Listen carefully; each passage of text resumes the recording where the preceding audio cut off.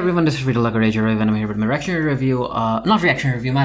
and review of the Gilded Age season number 3, episode number 3, which is titled Love is Never Easy. And this episode, again, a lot has been happening and a lot has happened over the course of the 3 episodes that I'm like, ooh, there's still a lot of story left to tell, and I'm here for it. So with the Duke of Buckingham arriving to New York in the previous episode, with his lawyer, of course, he was going to have a conversation with Mr. Russell. And this episode opens up with that particular conversation after dinner. And yeah, the men are yelling. Gladys, Larry, and Berta are listening from right outside. And she's like, what the heck is happening in there? And we get to learn that, yeah, a lot is happening in there. So basically, Mr. Russell, George, ended up giving the Duke an offer. And of course, the Duke keeps on wanting more money. And George is like, what the heck? And Duke is like, yeah, I felt like Mrs. Russell insinuated that I could get more money. And George is like, you know what? I don't believe that, because Mrs. Russell would never give you an offer without consulting me first.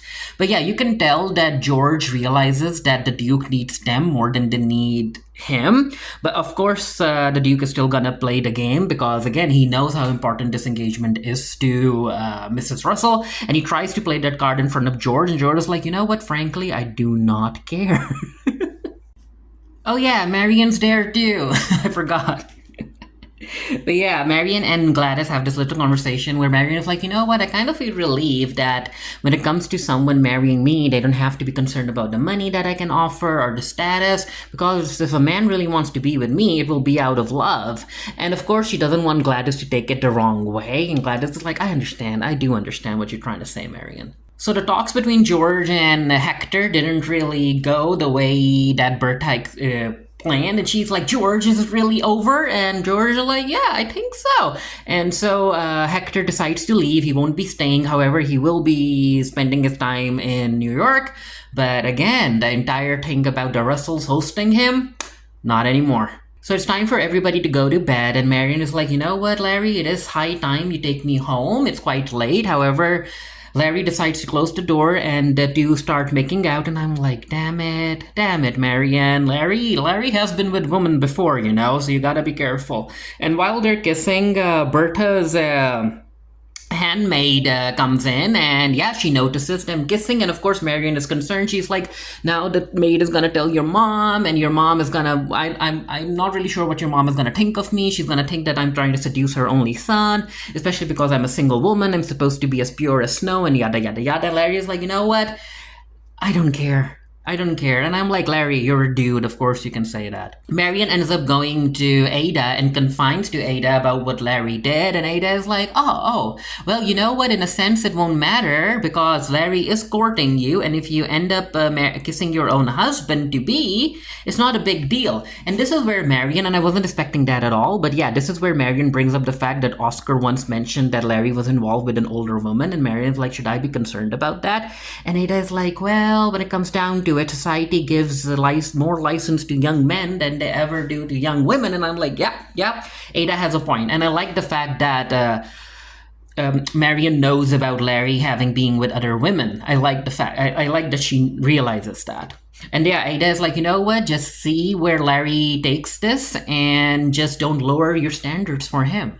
Oh, I forgot. Okay, so it turns out that last night Hector didn't leave. They decided to sleep on the decision because it was quite late. And this also gave George some time to come up with another offer. And yeah, he presents a new offer to Hector, where he's like, I can present you this offer that I'm willing to give you even more money. But that money is basically gonna be Gladys's allowance that she will receive 2 times a year. And Hector's like, how the heck is that gonna help me? And George is like, you know what? That was not an answer I was expecting. And I'm like, Hector, what the heck is wrong with you, dude? But yeah, now it fails. And this is where Hector brings up the fact that he won't be getting engaged to Gladys and everything. And they're just like, I don't give a F. I really don't. And then he leaves and all of that stuff. We have this conversation between Ada and Agnes about how Agnes isn't mentioned in the newspapers anymore, even though she has been donating to many charities. But yeah, Agnes is like, this is how it starts. This is the start of my disappearance from society. Soon people will stop inviting me to parties and everything. And Ada is like, you know what? I'm still paying donations to charities. My name is still gonna be in the paper, even though they misprinted it. And I will still be invited to your party, so you can come along with me as a guest. And Agnes is like, as a guest? And Ada is like, well, I used to attend parties as your guest. And I understand where Agnes is coming from, because Agnes is like, well, you were a spinster and there was no fall from grace for you. But for me, this is me being demoted. This is me being shunned away from society and all of that stuff. And then Ada brings up the fact that she ended up giving to the charity because Agnes wanted her to give the money to them, even though Agnes wanted to give the money to the temperance charity. And Agnes is like, don't bring that up again, and yada yada yada. And this is where Agnes is like, you know what? I think soon I'll have to move to Newport. Well, I have to make friends with ill-reputed women and everything. And then she ends it by saying, well, at least they'll have wine. Peggy is doing well, and she is in Newport because, of course, Dr. Kirkland wanted her to do that, and they're staying at her cousin's house. And this is where she receives the letter, and she's like, no one knows that I'm really here, but who is it from? So yeah, it's Dr. Kirkland writing to Peggy because he wants to meet her. And of course, Peggy's mom and the cousin, I think her name is Athena, they're very, very excited about this because Athena knows the Kirkland family, and they really, really want Peggy to, give Dr. Kirkland a chance. And I'm like, yeah, I'm here for it. But of course, drama ensues, but we'll get to that in a bit. We have this entire conversation about money and happiness and everything else. And in the previous episode, Oscar's basically husband, John Adams, he ended up giving Oscar some money to get him started again. And yeah, it has been working. Oscar has been in business meetings and 2 people signed up. And then again, they talk about money and happiness and greatness and success, where Agnes is like, but what if money and success doesn't give you happiness? And she asks Jack about it because she understands that Jack is working on the clock and he might stop working for them, and Agnes isn't really a fan of that, but it is what it is. And Jack is like, you know what, ma'am, you might be right, but I would also like to see it for myself. It was a good answer because things are changing. Everyone has the right to pursue happiness and all of that stuff. And then we have this conversation between Mrs. Bruce and the cook, where the cook finally tells Mrs. Bruce about his wife dying, and now he couldn't divorce her and all of that stuff, and she gave him back the ring because it belonged to his mother. And yeah, both of them talk about the memories of youth and how maybe he was happy with her once, who knows. But he's like, you know what? Don't fault her because she was a nice woman, but it's just that we just weren't meant for each other. We cut to the maid telling Bertha about Larry and Marian, and Bertha's like, oh, really? But before that can continue, Church comes in with a letter from George, and yeah, George will not be attending the party at the Met or whatnot, the opera.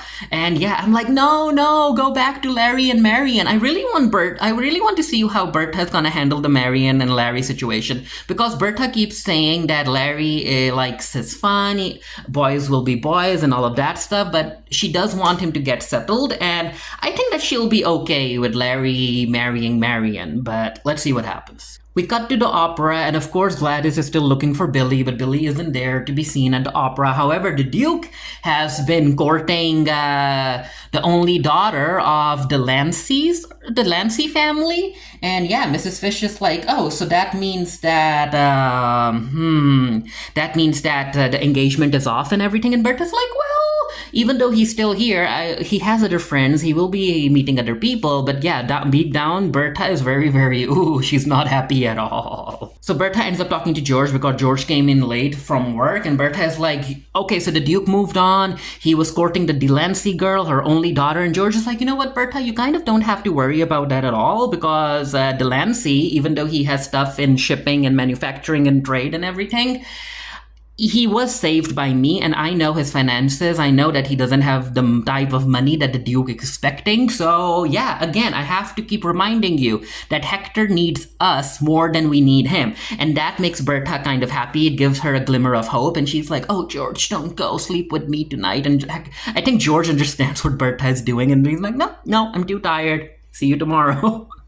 So, of course, with the engagement being off for now, Gladys is like, Larry, you have to help me. You have to go talk to Billy, tell him that the engagement is off, and now that my father will take his proposal seriously, and yada yada yada. And Larry's like, okay, after the meetings with Jack tomorrow, I'll try and contact Billy, but still, Gladys, don't take your basically temper your expectations, little sister. We have this very romantic scene between Dr. Kirkland and Peggy, and they're just having fun, they're hitting it off, and before they end their meeting, Kirkland is like, yeah, my younger brother is coming with his family, and we're throwing a little party, so please come over, bring your entire family, and yeah, it's happening. They're having lunch, and Ada asks Barrister about how many people signed the pledge, and yeah, he's like, only one person did, Mrs. Armstrong.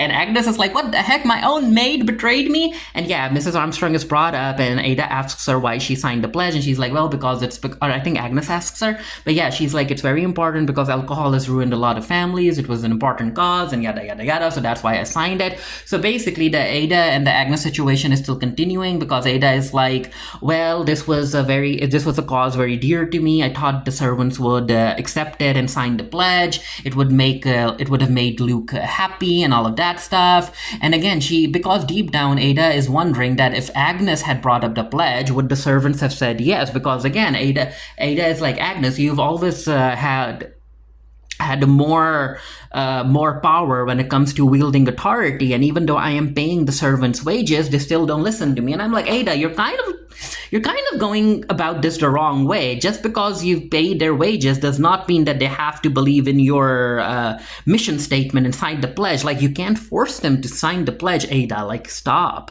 Mr. DeLacy is called in, and he thought that Mr. Russell wanted to meet him, but no, it was Mrs. Russell who sent the invitation. She's like, yeah, I knew that there was a higher chance of you coming over, as the invitation was from Mr. Russell, from George, so it was me. So basically, Bertha brings up the Duke possibly marrying DeLancey's daughter, and she also brings up the financials, and he's like, what the heck do you know about my financials, lady? And again, I know I have interests in shipping and manufacturing and trade, so I have the type of money that can buy a Duke or two, and I'm like, yeah, sure you do.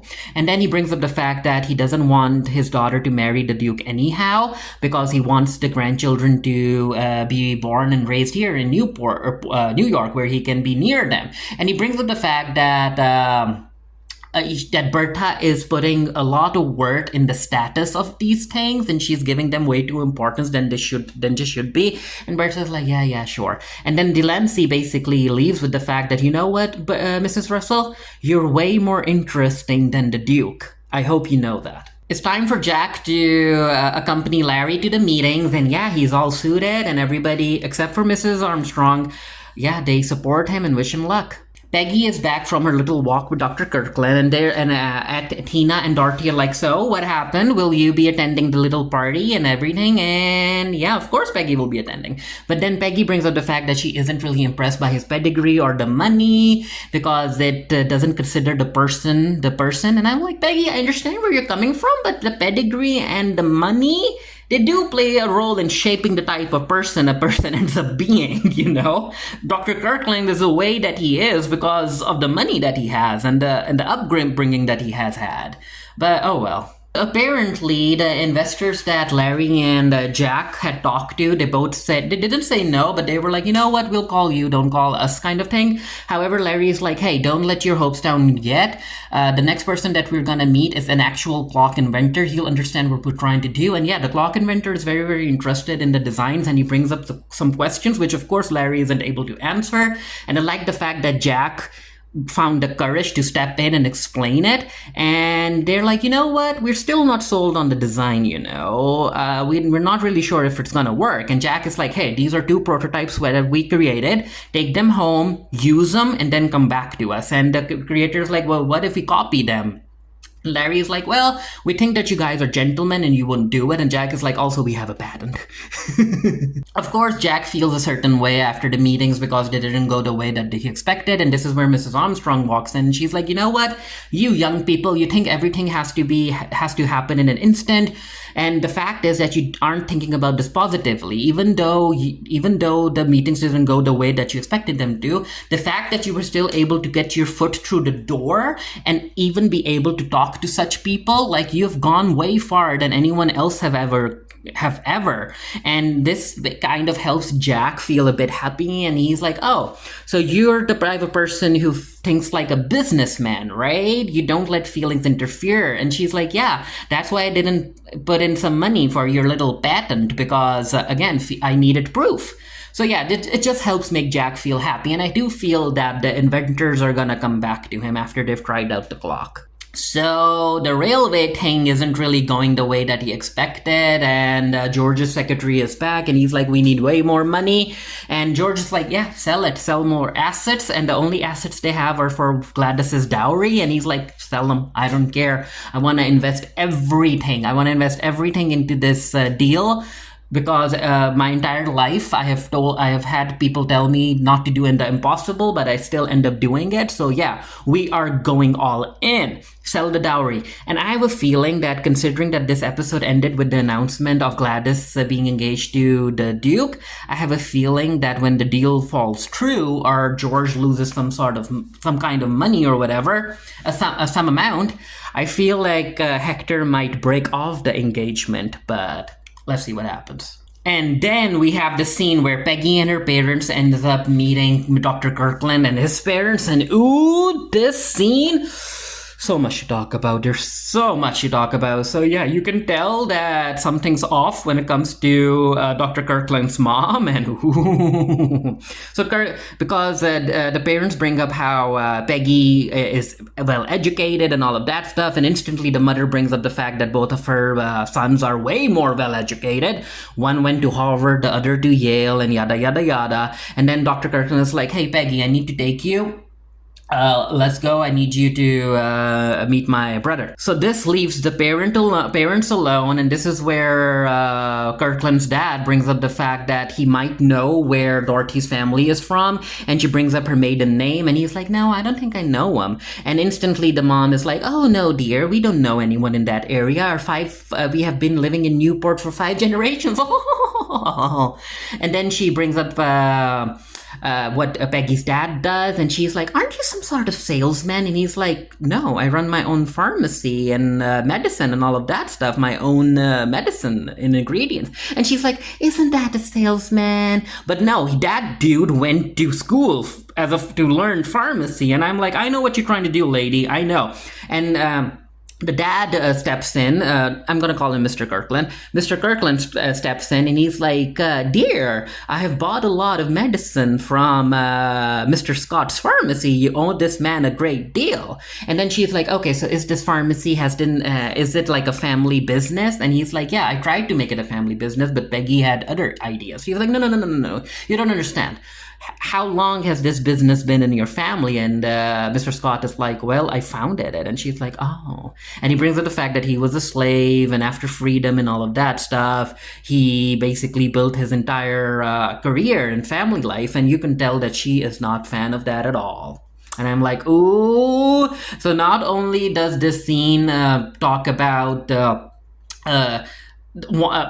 Mrs. Kirkland wanted to stay away from the history of slavery and all of that stuff. There's also a scene where she kind of tells the nanny not to let the children play too long out in the sun without umbrellas, because again, colorism also plays a role in here. And I'm like, oh no.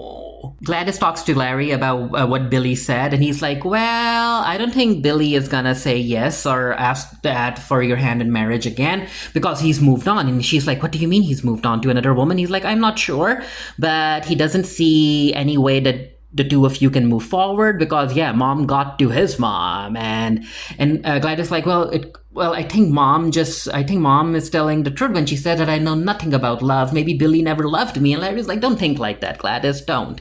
There is someone out there who will love you. So yeah, Hector's back. And Bertha's like, Hector, about the deal. And he's like, can't Mr. Russell give us another deal? What is this thing about Gladys's allowance? How does that money help me? And Bertha's like, oh, poor Hector, young boy. When it comes to a loving marriage, his or hers does not matter. If you keep Gladys happy, her money is your money. Don't you think? Like, try and see the bigger picture, Hector. Keep Gladys happy, and all of Gladys's money that George will be giving her is yours. After the meeting, Dorothy and Mr. Scott are really worried about how their conversation with Mrs. Kirkland went, and they're not happy about it. And yeah, Athena is like, I know her, and she's always been like this. And Mr. Scott is like, well, such people will never change. And of course, they realize that Peggy likes Dr. Kirkland, but yeah, the mom's an issue. Bertha and George have a conversation about Hector being back and the engagement being on the table again. And George is like, yeah, I know. Hector sent me a note about having a meeting with you and everything. And Bertha's like, okay then, everything is back in motion. I'm happy about that. And then George brings up the fact, but what about love? Why are you taking love out of this equation? We fell in love, and why can't Gladys have the same? And Bertha's like, no, George. Even though we fell in love, falling in love when you're 17 is like fickle. The fact is that we were lucky. We were just right for each other, and that's why our love prospered. And I feel like you have to trust me. I feel like Hector and Gladys are a good match. And Hector and George is like, but if you think that, why didn't you think that Gladys is smart enough to make her own decisions? She's like, on the contrary, my dear George, I think that Gladys is smart enough, and I feel like Hector is gonna give her the platform to use that smartness in the ways that will impact the globe. Do you really think that Billy would have given her that? So I'm like, ooh, Bertha, nicely played. So yeah, Larry and Gladys walk in, and Hector is there, and yeah, the engagement is back on, and Gladys is shocked. We have the scene where Ada is just remembering Luke, and she's being very, very unhappy. She walks down and she talks to the cook about if Agnes has asked them to sign the pledge, would they have done that? And the cook is like, well, you know what, don't take it too seriously, because Mrs. Armstrong went against Mrs. Van Ryan's wishes, so maybe the staff would not have signed. I'm not really sure. But also, if you think about it, the pledge did make us talk and think about it, which I think that Luke would have liked. And she's like, really? Do you really think Luke would have liked that? And then they bring up the fact that the cook knows someone who may be able to help Ada talk to Luke one last time. And I'm like, uh-oh, I can see this going downhill very quickly, where this so-called vessel or whatnot, or channel or whatever you call them, medium, will end up making Ada spend a lot of money. Yeah. And I guess Agnes will have to step in to stop her sister from wasting her fortune. We have the scene between Mr. Scott and Mrs. Scott where they talk about Mrs. Kirkland and everything, and that he remembers how Dorothy stood up to her parents when it came to marrying him, a free slave and everything. And he's worried that what if the children end up taking after Dr. Kirkland? Wouldn't people think that Peggy is their nanny? And what if this the other way around? The mom is never going to respect those grandchildren. Dorothy's like, you know what? You're thinking too much about this. Relax, Scott. Mr. Scott, I'll see you later. But of course, Dorothy is worried too, but she didn't want to fan the flames when it came to Mr. Scott. And she's like, Athena, there's something going on here. And Athena's like, yeah. But then again, you also stood up and you basically fought the entire family, including me. To build a life with Mr. Scott. And she's like, that's the thing. Even though I appreciate the life I built, it was tough. And I don't want Peggy to go through all of that toughness. I want her love to be easy. And I want her to have a loving life. And they're like, well, at the end of the day, we have to allow Peggy to make her own decisions. Bertha and George end up talking to Gladys, and we're to try and tell her that, hey, this engagement is a good thing. It's a real opportunity. You like him, and you have to understand where we're coming from. And Gladys is like, but Dad, you gave gave me your word. You gave me your word that you will support me when it comes to loving, marrying for love, and yada, yada, yada. And Berta's like, George, go talk to her. And George ends up talking to Gladys about, hey, you don't even know him, so how can you say that you don't love him? Get to know him. Give him a chance. See where this goes. And you don't realize this now, but this is good for you. And I'm like, oh, George, uh-oh. Gladys and Hector do have this conversation. It's a nice conversation where both of them are being honest with each other. And Hector is like, yeah, I know that this is awkward. And I know that I'm marrying you just for money, but I'm trying to do this to preserve my family. My family's legacy, and I hope that with time you will understand too, and we will come to America whenever we can. I like it here, and I hope that you like England and all of that stuff. And again, I think it's a good base to start from, but yeah, it's gonna take time for Gladys to really fall in love with him, if there even is a chance of falling in love with Hector. But at least he's being honest about the situation. It's time for Gladys's painting, and of course it's a work of art. Everybody loves it. And George is like, well, if this wasn't enough, we also have another announcement, and we are announcing that the Duke and Gladys are engaged, and of course everybody erupts in applause. And while Gladys is looking at the applause that she's receiving, she is also like fiddling with her pearl necklace, and I was like, maybe she's gonna faint, but no. She kind of clutches the pearls too hard, and they just fall to the floor, and I'm like, uh-oh, Gladys, is this an omen of bad things coming her way? I guess so. But also, even though this is all fine and dandy, personally I'm more interested in the Kirkland and Peggy situation, and especially what Berta thinks of Larry and Marion. I'm more interested in that, because when it comes to Gladys and Hector, I do feel that when George's deal falls through, that Hector will break off the engagement. But let's see what happens. Anyway, let me know what you thought of the episode down in the comment section below. And until next time, stay happy, stay safe, stay blessed. See you guys later. Bye.